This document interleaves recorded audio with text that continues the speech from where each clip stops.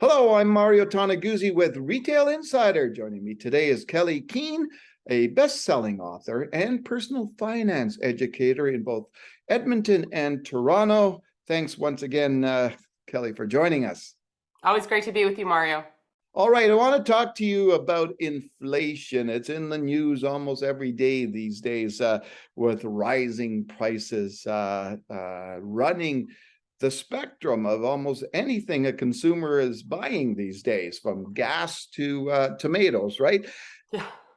What is the impact this is having on consumers?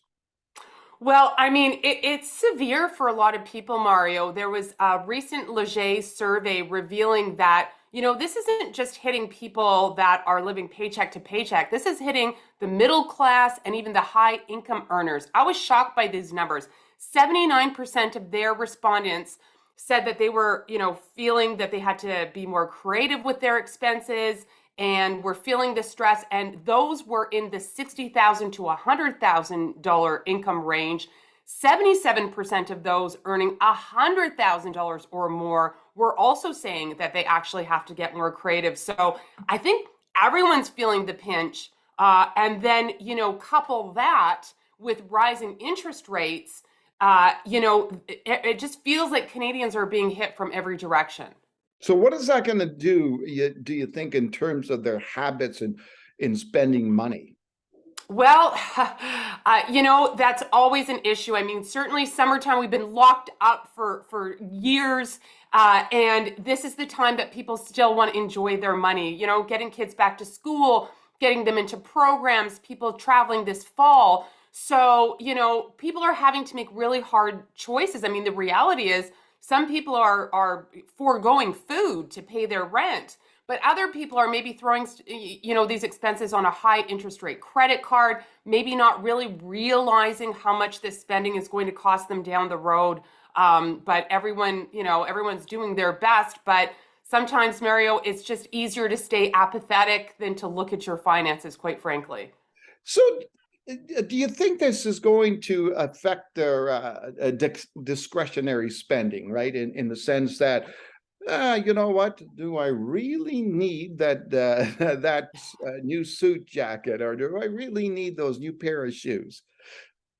Yeah, I think it really has, like, for the people that do have a little wiggle room in their budget, they're nervous, right? Especially if you have a variable rate mortgage or you have a large line of credit and you've seen those payments increase. I've been on your program so many times, and we've talked a lot about Canadians in the past saying, well, it's like free money. Why not throw the home renovation or the family vacation on the line of credit? Interest rates are zero. And we heard Mac Tiflum, the head of the Bank of Canada, back in July 2020 in one of his speeches saying interest rates are low, they're going to stay low, don't worry about it, kind of thing. Well, where are we now? People are like, my goodness, they've seen that line of credit payment increase significantly. So sure, I do think that, purchases that might have been didn't even feel luxurious or lavish. It just felt like you said, a new suit jacket going back to work for the fall might not be a big deal. Yeah. Now, yeah, you might just be putting on some new buttons and dusting off the stuff you've got in your closet. Yeah, exactly. So in this environment, what do you think that does, or what impact does that have on the retailers out there? Everyone from, I don't know, big clothing store to mom and pop retail shop in a mall. Well, it's hitting them hard at a time that they can't afford to be hit, right? They're already dealing with a lack of, hiring people or having people stay on. And I'm traveling all of the time and still in stores. And it's really challenging. And then now to have consumers that have the ability to come to their store, but not necessarily have the money to afford to pay for the things that they want. I mean, something that is exciting, are some newer programs like Buy Now, Pay Later. That's certainly offering some consumers more options and retailers. But the reality is, it means that less profit and viability for the mom and pop shops, and we're seeing so many of them shut down, even as people are getting out into the stores, but they just can't afford to buy the things. Now, do you think also that in this environment of increasing costs, that many of these consumers are going to kind of migrate to the quote unquote discount stores or value stores such as the Dollaramas of the world or the Walmarts of the world? Yeah, we're hearing that and seeing that a lot more.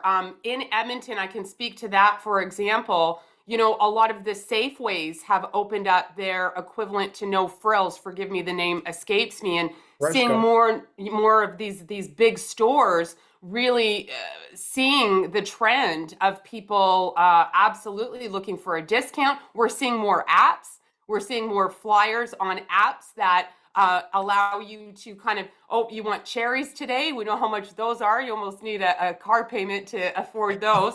See what store is available and who has the best deal. So consumers are certainly getting a lot more savvy, understanding that they have to take time and shop around. But yes, retailers, you know, especially Gen Z, there's this resurgence also probably because it's great for the economy to shop used, secondhand, thrift stores. So, you know, it's not all a bad news story. I think anytime we're paying attention to our money and being more mindful about spending it. But yes, just as the economy needs people to spend their money, this is really hurting a lot of Canadians. Okay, so Kelley, there doesn't seem to be light at the end of the tunnel. It looks like we're in this high inflationary environment for a little while yet. What's your advice for people, for consumers, Yeah. financially?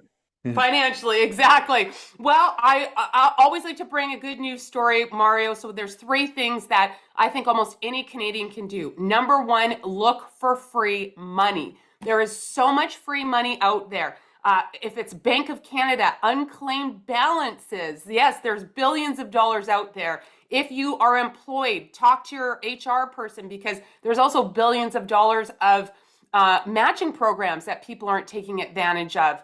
There's, you know, we have a unique situation in Canada that we can actually go back 10 years on our tax returns to see if you've missed any benefits or credits or tax laws have changed. The problem is that that's really expensive to do, but there's a company out there that uses really smart AI. They're called Family Tax Recovery, and they actually go back and see if there's any free money, and they, you know, most of the time get money for people, and they don't charge you anything unless they recover money for you. So number one, look for free money. Number two, cut where you can. For example, I'll put my hand up that I subscribed to way too many things during the pandemic, and now I'm hunting them all down to cancel them.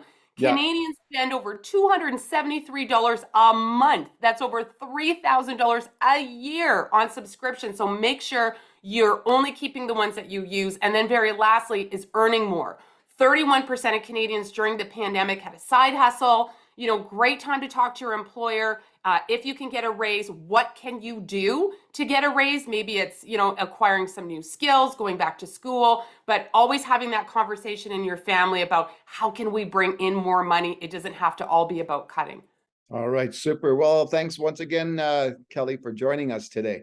Always a pleasure. Thanks, Mario. All right, that was Kelley Keehn, who is a best-selling author and a personal finance educator based in both Edmonton and Toronto. I'm Mario Toneguzzi with Retail Insider. Thanks for joining us today.